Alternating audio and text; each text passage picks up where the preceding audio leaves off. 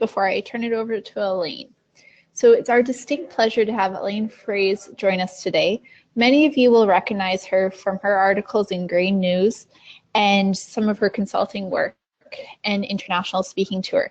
She's been a certified coach for over 30 years, and she really tackles the tough conversations that people have during family transitions. Faith Today magazine dubbed her Canada's Farm Whisperer, but I really think this extends over to family business transfers as well, because those conversations are very vital to maintaining the health of the relationships. Throughout the webinar, I will be tweeting links to her website. I'd highly encourage you to sign up for her newsletter. As a business owner myself, I find it very applicable to my own business and also my own family. And without further ado, I'd like to turn it over to Elaine. Thanks very much, Alison. Welcome everyone here to Kickstart the Conversation for Transition. And I've named it Discuss the Undiscussable. Obviously, the flavor of my work is agriculture, but as Alison's just mentioned, many of the principles that we'll talk about today apply to many small to medium-sized businesses in many different sectors. And so there's a bull in the middle of the room, and we need to start talking about it. And so my goal for us today is, if you are in family business, that some of the tools that we share will help you empower better family communication, help you increase profit, because according to Dr. David Cole's research, the businesses that speak regularly on a regular basis and have formalized business meetings to talk about the tough issues will be more profitable. And ultimately, I want you all to be rich in relationship and rich in securing the legacy of the future of your business and transitioning on to the next generation, or possibly with what Alison and Succession Matching can help you find a joint venture partner, or possibly another owner who's maybe not a family member.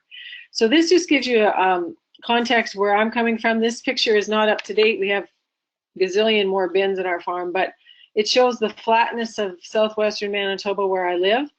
And that's our family farm, the Froese family farm and Boissevain Select Seeds.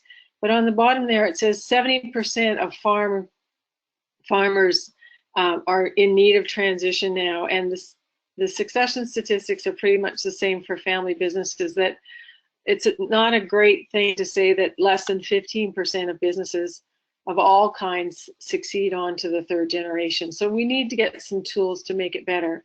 And so my first question for you today is, what gives you energy? This is my husband and my son standing on top of the air seeder. And it's a glorious thing for me as a mom and an owner in a business and a wife to see a farm team that really likes being together and empowering one another. So this is a good question to ask the rest of your team. What energizes you? Do you share the same vision for the business going forward? And do you recognize the different skill sets that each player is bringing into the team? So my main focus for today, and the overlapping umbrella, is for you to get tools to help you get clarity of expectations. So if you're taking notes, these are my 3 C's: clarity of expectations, certainty of timelines and agreements, and a commitment to action. And some people will tell you that talk is cheap, and it is in a way if all of the talking that you do doesn't come to any focus and execution of actual implementation. So you may have listened to all of the fabulous SuccessionMatching.com webinars, but if you just keep listening to them and you don't do anything, then I think Alison and Dana are going to be quite upset, because it's an education piece, but it's more than that. It's the ability to focus on what you need to change, get the tools in place to do it. So you identify the problem, you research the solutions, you pick the best option for solving that problem with a good solution, and then you execute. And then after you execute the solution, then you also circle back and evaluate if that was good or not. And then what I've just described to you is basically decision-making 101. So clarity of expectations, certainty of agreements and timelines, and a commitment to action is really, really important. And I'm putting up my phone number for you now. If you want to text me during the seminar, you can, but this is just for future reference, to text me or to find me for further tools off my website, and just to have somebody that you can reach out to I'm put my coaching practice on hold till February because of family circumstances, but my website and contact number are always robust, and I'm always happy to just keep you moving forward with the resources that you need. So let's get clear about discussing the undiscussable and how to kickstart the conversation. And what we need to do to kickstart better conversations in family business is to understand there's a lot of emotion. So what are the emotional factors in your family business that are affecting your planning? And my suspicion is that you're avoiding each other and you're procrastinating. And here's some of the conversations that you want to have. Okay, mom, dad, brother, sister, cousin, uncle, whatever your relationship is in the dynamic of the business, what income stream do you need from this time forward going forward?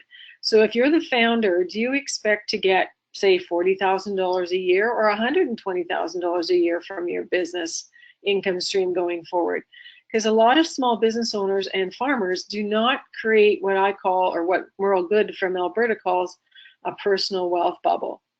So that little pig staring at us and saying, you know, folks, have you thought about putting some money aside in terms of RESPs or real estate or other investments that you can draw from as you age that will support you? And I'm very clear also about not saying the word retirement, because farmers in my world typically do not retire, and a lot of entrepreneurs morph into maybe getting out of one business situation and then doing something else that's still deal making and still wants them to get out of bed in the morning. So this is a very important kickstart to your conversation, and also good homework for all of you to do. How much income do you need from the business? Where's that income going to come from, and in what form? And have you thought about what your personal wealth bubble looks like? Because this will also impact our fairness conversation later on in this webinar. Another good question is Thanksgiving, being grateful for what you have from the business, but this is the viability question. So this business supports how many families or how many folks? So when you're sitting around the table giving thanks on a daily basis, not just on Canadian Thanksgiving or American Thanksgiving, whatever you're grateful for, you also need to understand there's a certain degree of viability that has to be in that business in order to support more people or more families coming into it.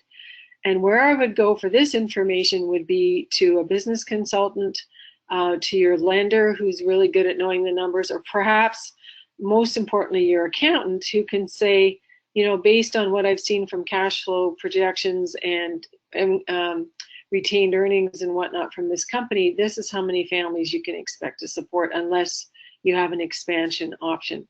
And in farm transition, that's called the successor effect. So the reason I have a lot more grain bins on my farm is because I have a successor son, and we're growing and building all kinds of things on our business.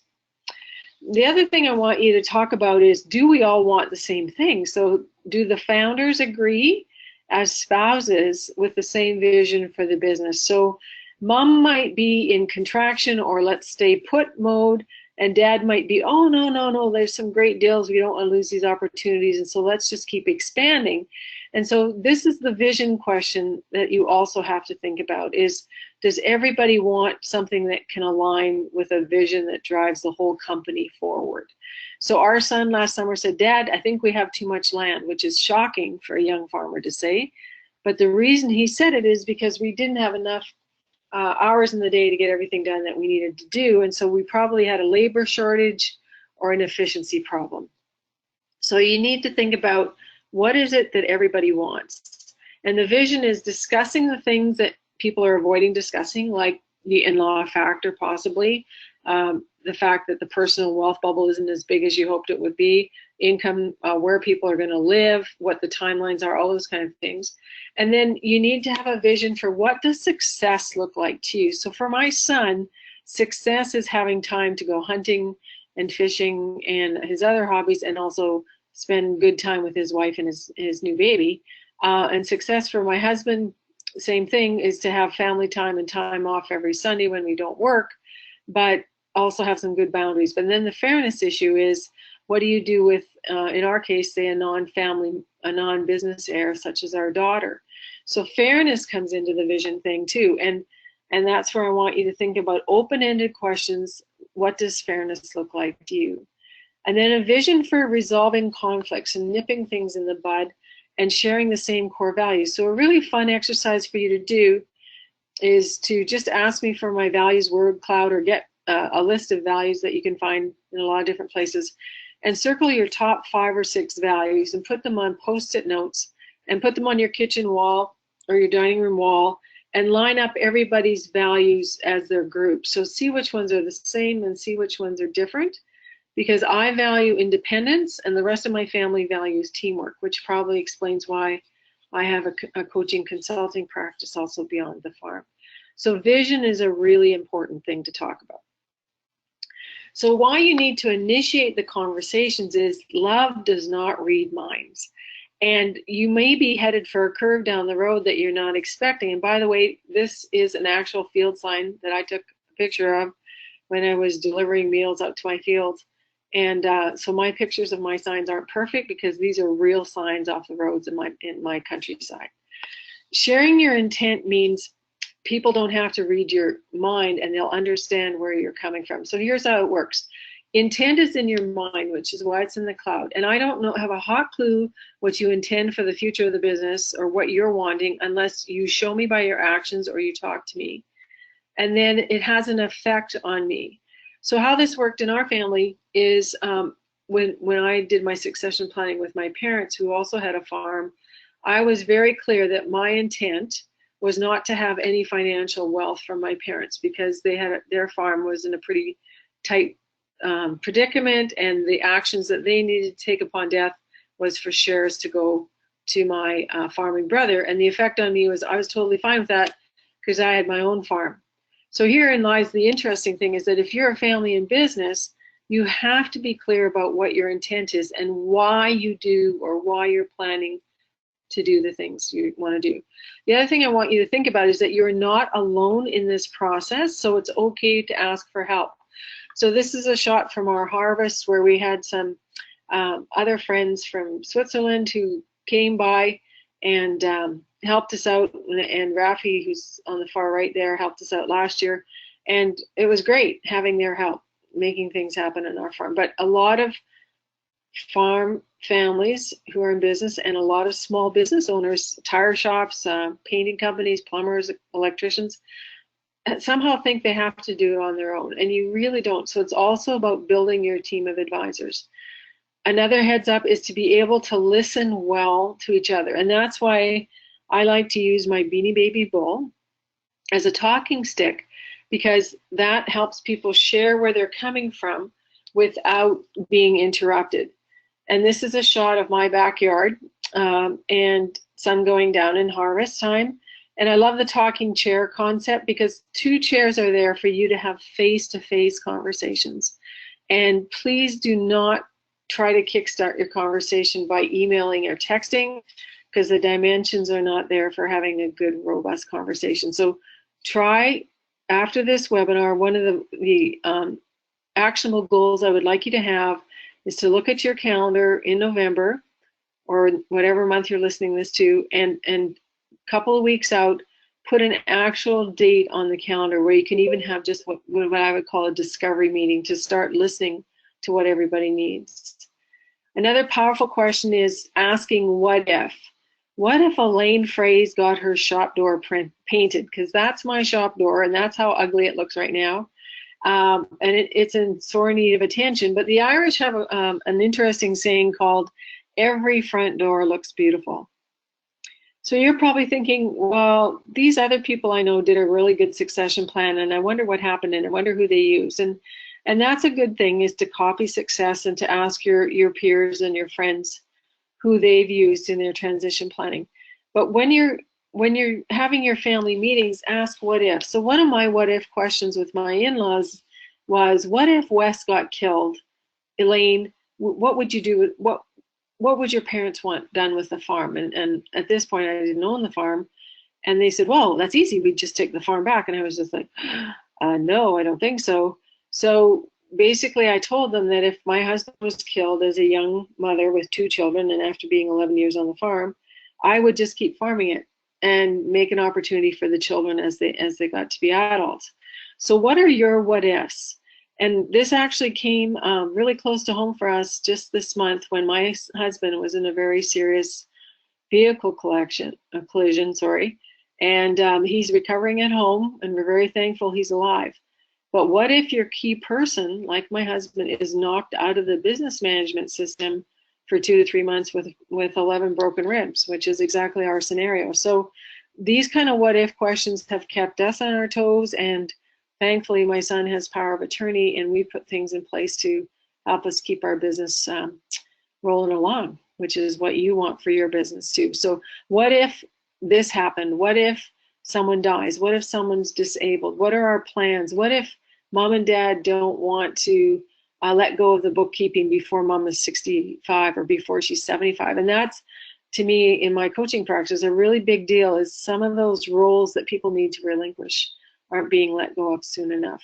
So the key question at the beginning then is, what do you want? Because if you know what you want as an individual, you know what you want as a founding couple, and you know what your successors want, it's going to be a lot easier. And, you know, we're looking at these bulls, and I always ask my audience, do you think they're fighting or they're playing? And we're all looking at the same thing, but we see it from a different perspective. So to be really good at kickstarting a conversation for transition, you want to be able to put yourself in the other person's shoes and take their perspective. So I do have another resource. It's a sheet called What I Want. And I'll just land here for a couple of seconds so you can write this number down, 1-855-969-5300. And that will help you figure out what you want to do. Whoops, sorry. Hit the wrong button here. Hang on.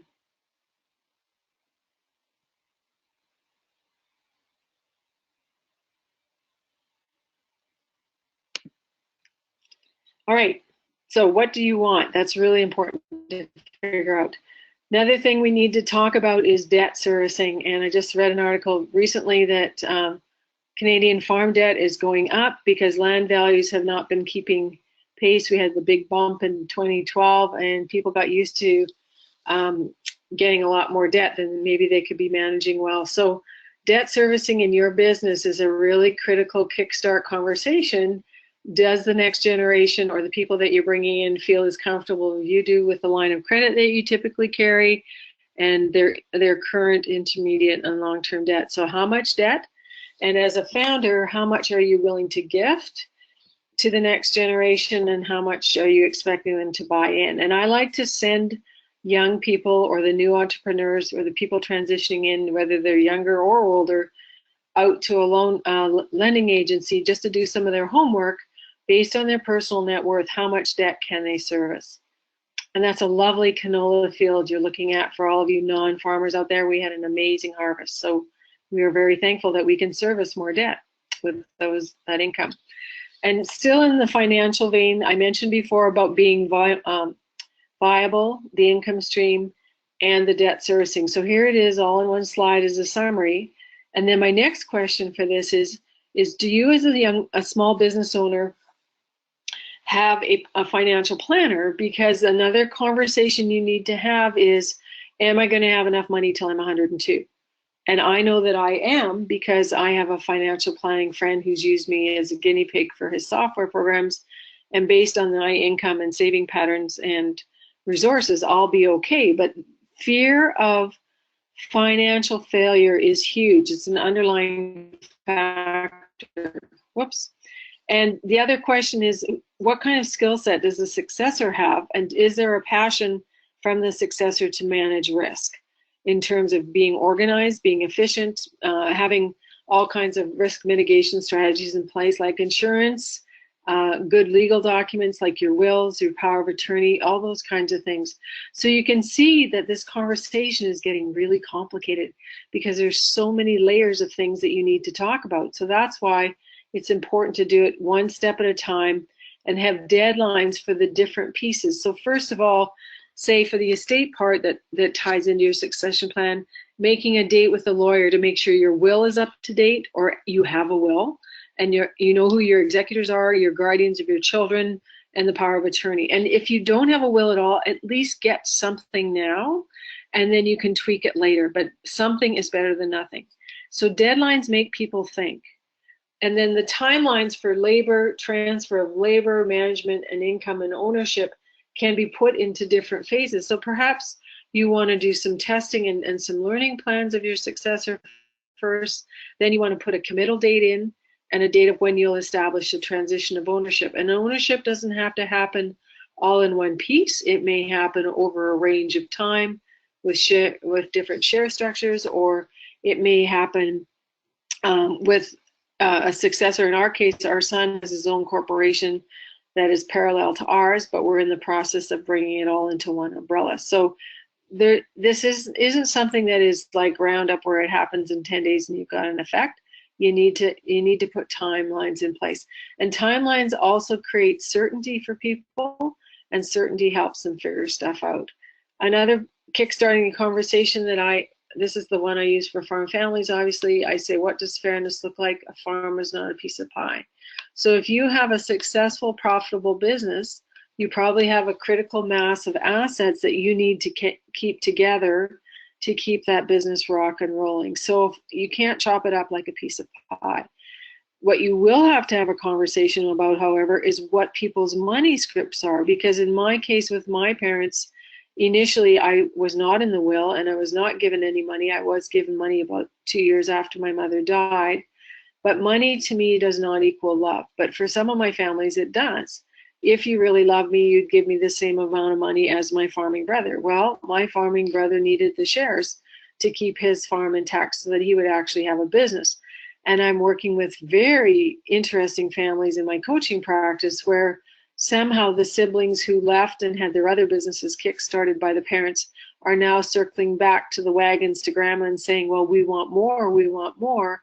And grandma's saying, well, I helped you get started before, and now I'm helping the person who stuck with the farm that I'm on. So money is a huge factor in fairness and fighting and succession planning. So I want you to talk about what money means to you and how you feel about it, especially in terms of the non-business heirs. And then again, the question I asked before, how much is enough? And ask the non-business heirs to share their answers as well. And you might want to do this privately, one-on-one with each of your kids or non-business heirs first. But as a couple, as a founder, you need to agree on what that looks like as well. Another compensation factor, money issue is sweat equity. So if you've got sons and daughters, nieces and nephews in your family business who've given you 11 years with very low pay because they were promised that someday this will be yours, first of all, stop lying to them. Someday this will be yours is a lie because it's not written down on paper and it's not a written contractual agreement. So what is sweat equity worth? What is it the time that another person has been in your business, staying there, giving you lots of hours, lots of labor, lots of opportunity to create wealth and capture it, and have you compensated them fairly? So if you want more articles on this, send me an email through my contact page at elainefroese.com, and I have a couple of pieces of tools on specifically dealing with sweat equity that might be helpful to you. So here's a different definition of fairness. And Allison, when we were preparing this, she said, Elaine, I'd like you to drill down on the fairness thing a little bit more. And this is really an interesting project for me because I have been looking at different ways that people accomplish fairness. And then again, that's where we need to look at success stories, but we also need to look at where people's values are aligned. So this is a definition that's come in from Jim Snyder's daughter, actually, and that's why I put the asterisk with BDO Dunwoody on there, because Jim Snyder is with them. He's a colleague of mine who is very good in seeing what's happening in agricultural families. So his daughter's definition is fair is helping everyone be successful. And wouldn't that be a wonderful thing that when a business was transitioned, that if somebody got really wealthy with the business taking off, that if there were any other siblings along the road 10 years down the line or 20 years down the line, that there would be a spirit of fairness where everyone would be making sure that everyone was well taken care of. And I've seen this happen in a farm family where the brother was approached by a sister who'd been divorced and she was feeling a little bit sorry for herself. And the brother said, well, you don't need to worry because our farm is doing well, and no matter what happens, we will always be your financial safety net. And wouldn't you like to have that kind of brother? Because the other kind of brother you don't want to have is the one who gets the farm business or the tire shop or the plumbing business, and he up and flips it 5 years down the road, takes all the cash and goes to Mexico for the rest of his life. And I've seen that happen as well, and that's what is a huge fear factor for founders. So exploring expectations and not having any assumptions or secrets, and being able to yield to the other person's perspective is really, really important, to understand why they're thinking what they're thinking and not to have any secrets or surprises. So the systems that we're talking about here is the family system, where you're to be nurtured and loved, the management system, which is running the company and to make good management decisions, and then of course ownership, which is where the power is in terms of having control over how the money is allocated. So that's where the lightning storms can happen, is in any one of those three circles. So again, when you're having your conversation, is this a family issue or is this a business issue? Is this tending towards an ownership decision we have to make, or is this a viability management issue? So try and be able to not just get ticked at what you're hearing. Try and sort of step back and disengage yourself a bit and say, wow, you're really upset, or oh my goodness, I had no idea how important that was to you. So figure that out in terms of where that's coming from. I have a new book out called Building Your Farm Legacy, Tools to Empower Better Family Communication. So you can hop over to my website if you'd like to figure out at that as a resource. Now, conflict avoidance is really nasty because you're not dealing with the issues at hand. And this too is a real stop sign in my neighborhood that someone uses for target practice, which I'm sure the municipality is not too happy about. But procrastination and conflict avoidance have to stop, because you have to be able to talk about the tough issues. You have lots of plans, different pieces, which is why overwhelm and anxiety starts to set in. And the one I want you to focus on first is communication, because once you start talking and listening to each other, you'll get lots of good information for a lot of your other plans that you need to do. And I had one family said, Elaine, you saved us tons of money with our lawyer, because she was very impressed at how prepared we were when we got into the lawyer's office. And that's basically what I'm trying to do, is also save you money by getting inside each other's heads so that you can figure out what you really do want. And you butt heads before you go to the accountants or the lawyers. And then when you get there, you don't have any sort of unspoken conversations, because you've pretty much chewed through everything you wanted to figure it out. Okay, so I also have another resource called Get Farm Transition Unstuck, where we surveyed over 240 families and found out a lot of the barriers. So this is the stuff that you want to break down with your conversation. What's keeping you awake at night? So why are you anxious? Mom and Dad, what are you afraid of? Well, I'm kind of afraid of that you guys are going to screw up and lose this business in 5 years. But if you're a young successor and you've been managing for the last 10 or 11 years, you've got a pretty good track record. So that's not probably a really good fear. Again, procrastination, going to hockey games and not getting your will done, which is an excuse that I was given one time. So making time on your calendar, writing out some deadlines. We are going to have even just a discovery meeting to talk about our vision and our values, and what kinds of timelines we want for this transition process to take. Giving up your power is your choice. So I don't do victim, and I don't take excuses very well as a coach. Another thing that might be keeping you stuck is destructive patterns such as alcoholism, drug abuse, things not being in a good, rational decision-making place. Some of you may think that you don't have enough money to do this, but talking and getting a flip chart and a few talking sticks like a stuffed toy, that doesn't take a lot of resources. That takes a lot of intentionality to get that done.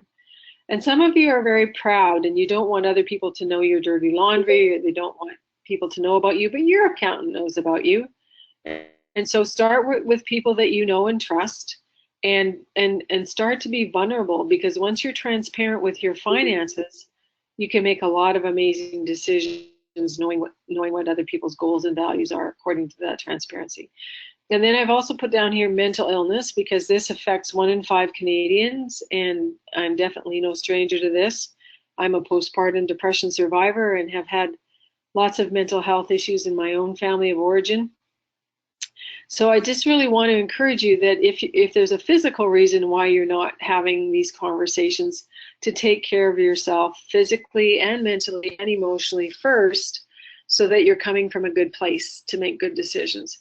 And then lack of healthy boundaries is just when people don't understand what respect and trust is. So if you looked at this list, I'd be curious, if I had my voting clickers with you, which one out of this list of 6 would be the barrier that's keeping you from kickstarting the conversations that you know that you need to have.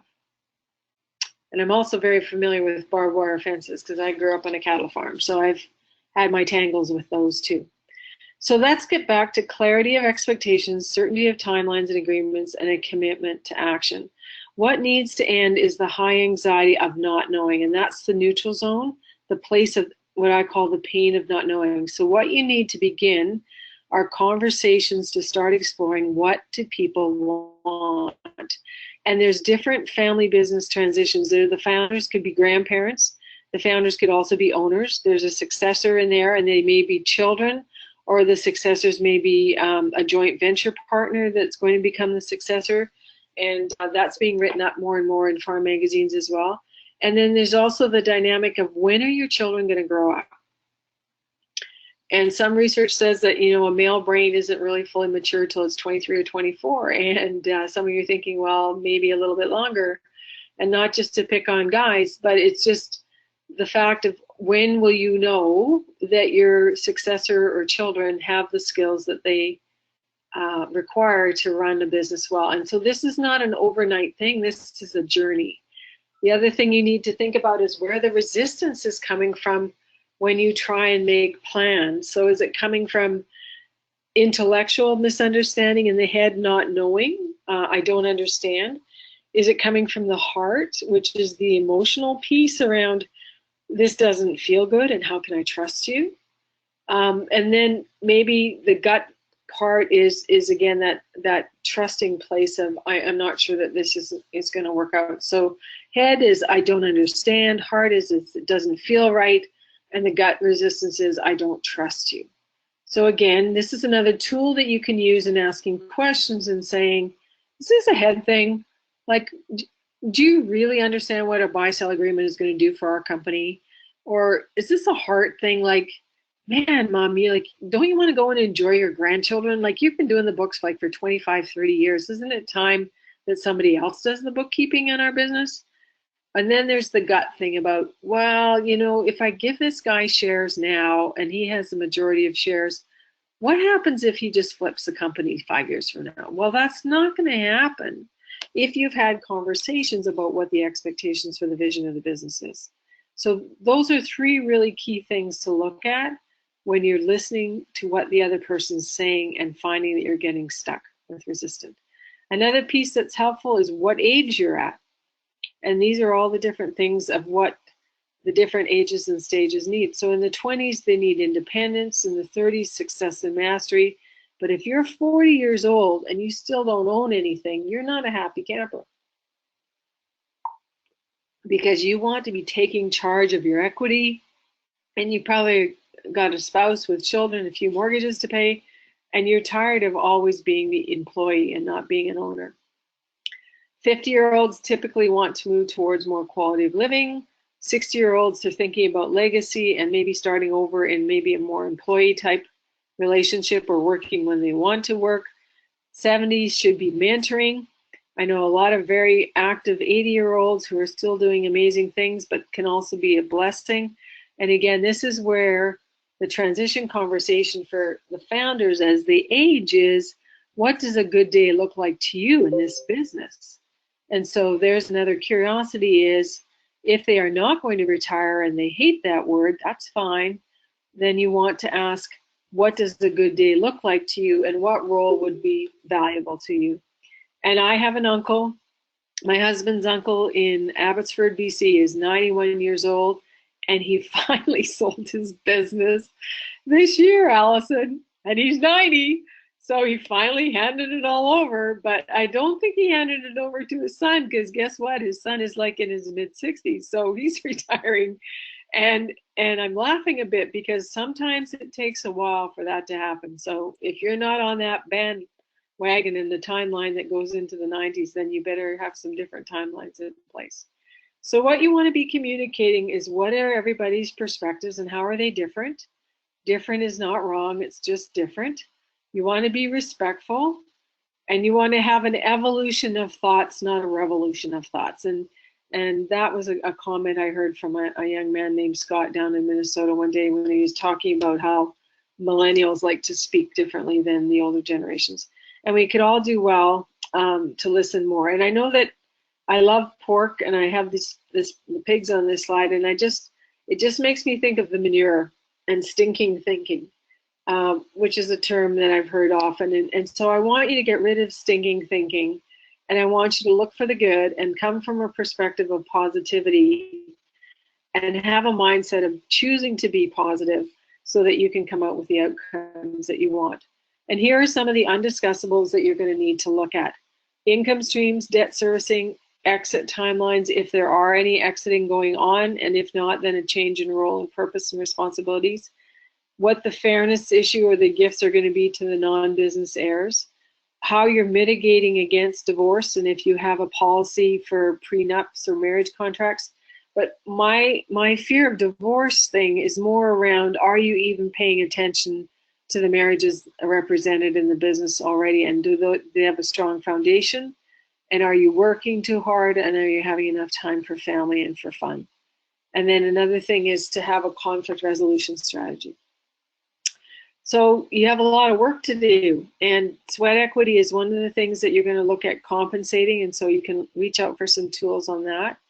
You also need to talk about, is there a fear of a loss of wealth? And so protecting against that would be to use a financial planner and a broker for your investments in your real estate or whatever you're doing to create more income for you beyond the income just from the business. Your fear of conflict. Maybe you need to go for some personal counseling. Maybe you need to get over some of the baggage that you're carrying emotionally that's not putting you in a place of making sound decisions. And then, who are you if you're not the business owner? So there's some identity issues about what gives your life purpose and meaning, and what do you still want to be able to control, and what are you able to let go of? So the emotions that are affecting planning are a lot to do with the fear of failure, the fear of loss of health, loss of control, loss of power, and the fear of just basic loss of money. So you need to recognize what your hot buttons are, and you need to take charge of the conversation. So you're going to decide to have a family meeting for discovery to start talking about these issues. You're going to come from curiosity and not assume things, because just like an iceberg, what you see presented may only be the very tip of the iceberg, and you need to dig deeper with good questions. You need to ask deeply, so ask open-ended questions like what if, or what does fairness look like to you, or tell me how you're feeling when I say this, or does this make you excited, or does this energize you? And here's a good sentence to use. I think, I feel, I need, I want. I think it's important that we all get a decent income from this business. I feel that we have to get all our contingencies in place. I need to know what you're thinking, if you're okay with this. And I want us to agree that this is the vision that we can all sign up for. And it may change. It's not something that's probably going to be in stone, but you have to start somewhere. And also not to prejudge the outcome. So, and this will be interesting, Allison, for you, because I thought that we were moving off the farm in 2020 because that's what we had originally planned with our coach. And now I'm not. And now that my husband's had a very serious accident, the house building that was going to happen is moved up, and my kids, my son and daughter-in-law, they're not kids, they're adults, but we call them kids. Anyway, they're starting to build their house in our yard in 2018, which is not that far away. So don't prejudge what the outcome will be. And if a plan changes, that's okay, as long as everybody's on side and on board with that. And really, really listen to the interests, feelings, and passion of what the other people want. And again, different is not wrong, it's just different. And I think as a coach, the best gift I give to my clients is the sacred space of listening. And I have men who cry in front of me and they say, Elaine, I've never told anyone this before. Well, really it's just because I'm quiet, I'm listening, I'm empathizing with them, and I'm giving them a safe place to be heard. And those tears or drops there are also a signal of transparency, is that if you're really listening and are vulnerable and transparent in a season of trust, that's a really good place to be. Not to push things too hard, but to give people time. So maybe when you're meeting in your family meeting, you say, let's come back in a week, or let's come back in a couple of weeks after we've had time to think about this. So you're not pushing things. And then building bridges by doing what you say you will do in a timely fashion and cultivating trust with respect and being fair and a commitment to action. So don't be the kind of person who promises something and then pulls back. And I have a family right now that I'm working with that they're a very wealthy family and they have tons of options and it's going to be great for the kids. But the problem is that dad promises things and then stuff gets pulled back, and so there's a bit of a trust issue happening there. Procrastination, I think we've talked about before, and I have a thing called the Because I Love You list, which you can also ask for to help you get ready, just to have your documents in order in case somebody dies unexpectedly and you want to get things in order for your estate.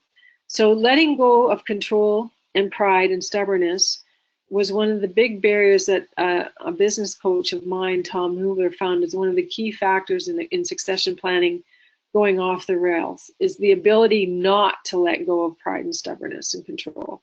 So you really want to challenge when people are being stubborn. You go, wow, can't believe that's so hard for you. What do we have to do to get through this? And then also coming to terms with the fact that we are going to die, and so we need wills and estates to be in place. And we need to think about what we want our legacy to be beyond money and land and assets. So how do you want your wishes to be fulfilled? How do you want your possessions to be taken care of? And these are all really good conversations. And if you have a dad or a mom who's in their 60s or older, I suspect that there's probably some stuff they want to downsize. And so get them to start telling story with some of those things and telling even the story of the business and the history of the business so that you can see the amazing legacy that you're being privileged to be part of. Now, this is the piece around forgiveness and extending the olive branch, and this is how you make quick repair. Because in family business, there's going to be hot buttons triggered, there's going to be conflict, and the family businesses that succeed well are the ones that have the ability to extend the olive branch, to apologize, and not only just to apologize, but to make restitution and to make things right. There is no peace without forgiveness, says Marianne Williamson. So lack of forgiveness is another one of those top 3 stumbling blocks to successful succession planning. So as a farm family coach, this is what I'm hoping for you in kickstarting the conversations around transition planning.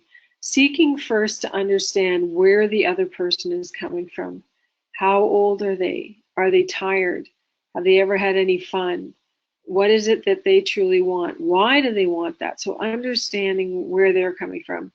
Using empathetic listening and saying, wow, that's really interesting. Tell me more. Or, you know, silence is okay if it's a chance to do the heavy lifting. So if somebody blurts out something that's kind of totally shocking to your family, that's okay.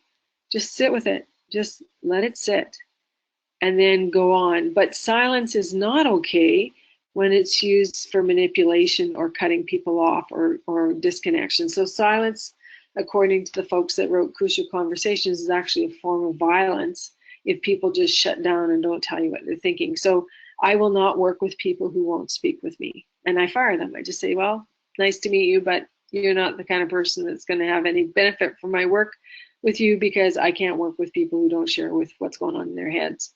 So that's the discovery process. So quite often we say counseling is about recovery, but coaching is about discovery. And some people are not willing to invest in a facilitator, but I would say that this is where your best money is spent, right at the beginning as a foundation to figure that out. So I would go there for discovery and figuring that out first.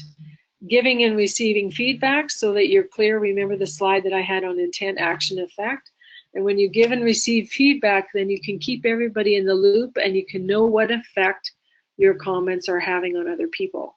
So you can say, I'm surprised or I'm disappointed disappointed. So one of the messages that I have here is, what is the name of the meeting that we should set on our calendar next month? And I just call it a family business meeting or a discovery meeting, because what you're doing here, Allison, is you're trying to figure out what kinds of values and goals and visions the family has, okay? To keep your discussions on track, what I find is really, really helpful is a basic paper, huge flip chart. And if you don't want to spend the $300 to get a flip chart, although I think you should if you're a family business, because you'll keep using it over and over again, you can write it off as a office expense. The other way to go is to spend $34 and get a giant Post-it flip chart thing at Staples, and then you just put that on your kitchen wall or dining room wall, and you track the names of everybody sitting in the room. You ask them, what is it you want to get from this meeting?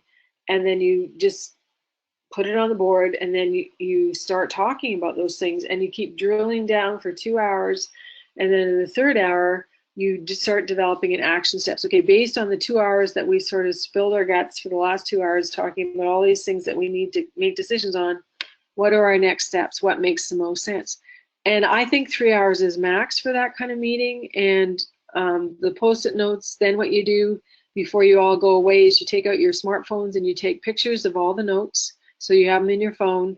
And if you're really good, you'll have somebody there with a keyboard who might want to be willing to put it all into a Word document as well, so that you can share it in Google Docs or whatever. But you want to keep the discussions on track. And sometimes, like in our farm situation right now, we've met with our coach, we've met with the accountant, we've met with our lawyers, and now we're in a waiting period. And it's a 2-year waiting period for things to transition to the next step before we make the next decision. So keeping it on track just means keeping your team of advisors accountable, and they're keeping you accountable, that you're always focusing and executing on whatever decision you need to be making.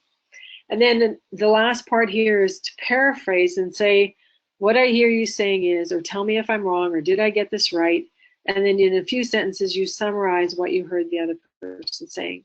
You're going to be 21% more profitable, according to Dr. David Cole, if you start having these regular family facilitated meetings. So that's exciting. Action communication can be direct, decisive, brief, important.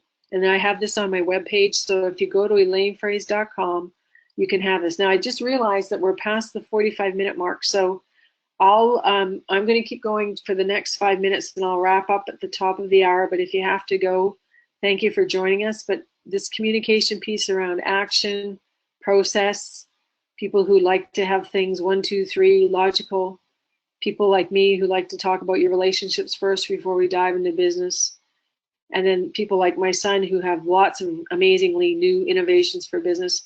All of this communication style information is on a document that's downloadable under the Farm Family Toolkit on my webpage. So I've had one question on my text phone here from Allison, and I'll hope that I've answered a lot of the questions with you there. So Allison, I'll let you interject here, and I'll drink some water. Perfect. Well, I just want to open up the floor for questions. We'll take questions for a couple of minutes here if anyone has questions, and then we've put out on social media how to contact Elaine via her website and get a hold of a lot of those great resources that she talked about. Are there any questions? You can use the chat box. Doesn't look like we have any questions, so I just want, well, on behalf of Dana, myself, and everyone at Succession Matching, we're very happy to hear Wes is at home recovering, and we're just really grateful that you were able to join us and share your knowledge with us today, Elaine. I always find it interesting that I live, eat, and breathe Succession, and every time I hear you present in person or one of your webinars, I learn something new. So we're just so happy that you're able to join us here today. So yeah. And thanks to Succession Matching for the work that you do, Allison. I keep sending people to your work as well, because there's a huge tsunami out there of family businesses that need to transition. So blessings to everyone on your journey, and we all need to walk the talk, because this last bump in the road literally for us has proven to us how comforting it is to have good people in place and good systems and documents and agreements that can keep your business going even when there's bumps in the road. So all the best to you, and thanks so much. Thanks so much, Elaine, and hope everyone has a great afternoon. Bye for now. And it stops it. But wasn't that where it was, that it started and flew apart?